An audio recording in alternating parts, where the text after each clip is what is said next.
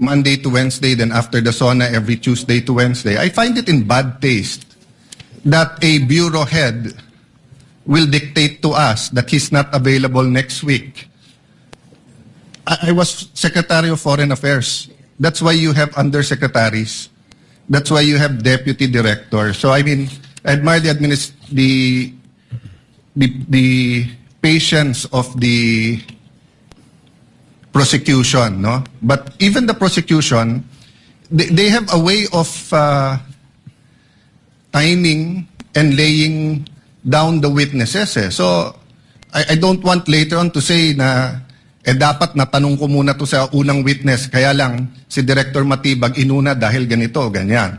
No? So I'd like to put that on record and ask my colleagues if that's acceptable to us. I mean, yung 20, well, at least those who are not in jail or the 21 of us are here, the whole government nakatutok, we put aside so many important things, and then one witness who is in the government, who is a bureau head, will tell us sorry, but because he has to be with the FBI, siya na yung mauna tomorrow. That might be a bad precedent, Mr. Presiding Officer.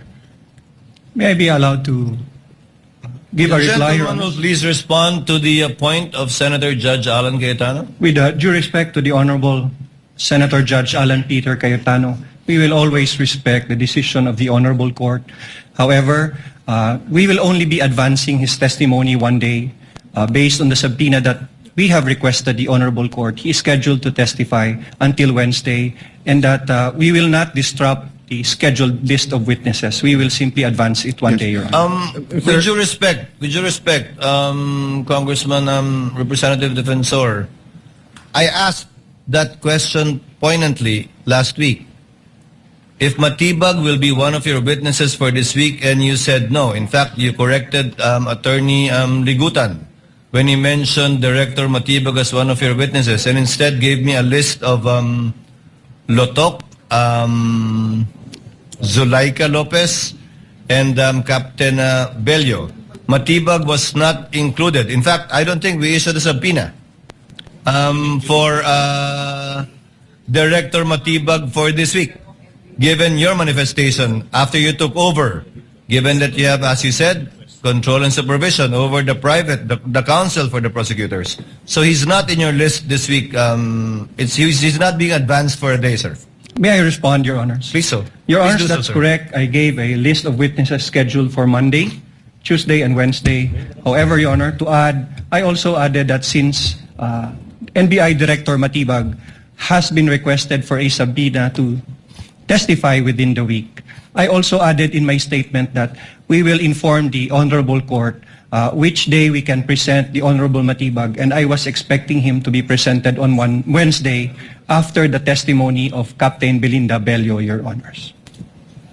I confirm that, but the situation is, given the one witness per day rule that we supposedly have under the rules of court, no subpoena has yet been issued to Director Matibag to appear this week. Can the Clerk of Court kindly confirm that for us on the record?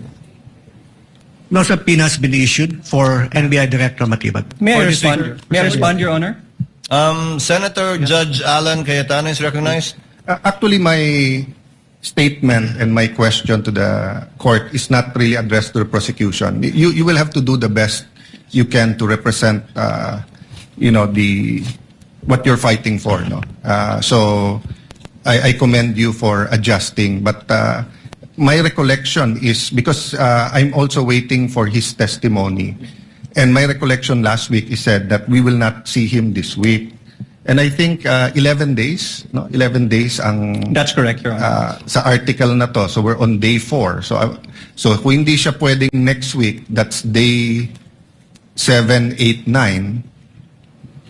Again, I don't want to dictate sa prosecution or ano, but to suddenly say na tomorrow na siya, when I'm preparing for our oral argument tomorrow and the other witnesses, is a little bit, it's a small inconvenience for today.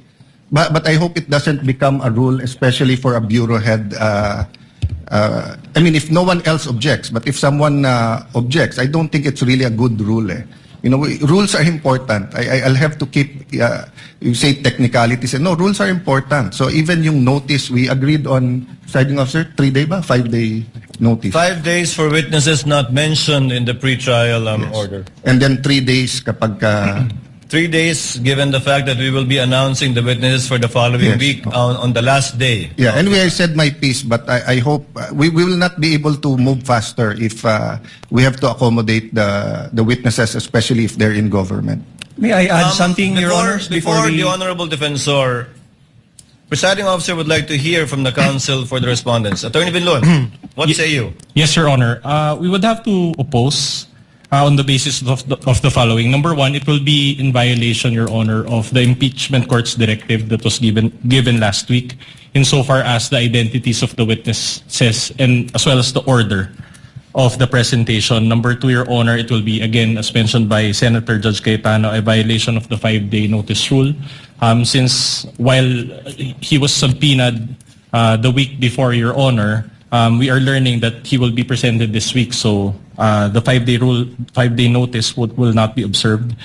Number three, the prosecution cannot compel also the defense and this impeachment court to present witnesses according to their schedule, considering also that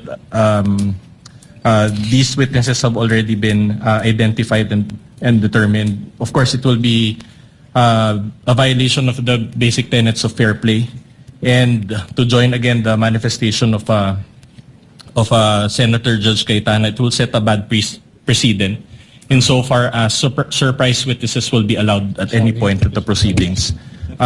Number five would be, it will also violate our right to cross-examine intelligently. We have done our best to prepare for their witnesses. However, these last-minute changes really affect the preparation involved, Your Honor, and insofar as laying down the case that we want to establish. And finally, if there are violations of these proceeding rights, there will be a violation of procedural due process, which of course can give way to another ground to further delay the proceedings. Moreover, Your Honor, we would, if the prosecution would also allow, can we also get a copy, Your Honor, of that invitation, and maybe inquire of the prosecution if the particular travel authority has already been made? Because, Your Honor, we received information as well that the FBI had already conducted a summit, a regional summit of some sort, but it was conducted in other words, last month, Your Honor, also in Bangkok, Thailand. So we would have to, again, manifest, and we would have to study, Your Honor, the invitation and counter-check and do the proper verification as well. So that if it is indeed viable, then we would understand, Your Honor, why it has to be attended to by Director Matibag, Your Honor. Senate President Gatchalian is recognized. You may proceed, sir. Thank you, Mr. Presiding Officer.